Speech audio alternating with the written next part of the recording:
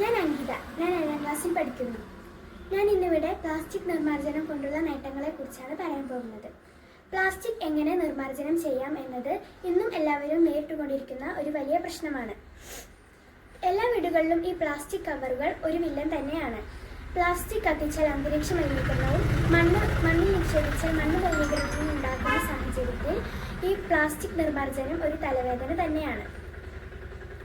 ദിവസേന കുന്നുകൂടുന്ന പ്ലാസ്റ്റിക് മാലിന്യങ്ങളിൽ നിന്നൊരു മുക്തി, അതുവഴി മനുഷ്യനെയും പരിസ്ഥിതിയെയും സംരക്ഷിക്കുക എന്ന ആവശ്യത്തിൽ ഞങ്ങൾക്ക് തോന്നിയ ഒരു ആശയമാണ് പ്ലാസ്റ്റിക്കിൽ നിന്ന് ഇന്ധനം ഉണ്ടാക്കുക എന്ന ആശയത്തിലേക്ക് ഞങ്ങളെ പ്രേരിപ്പിച്ചത്.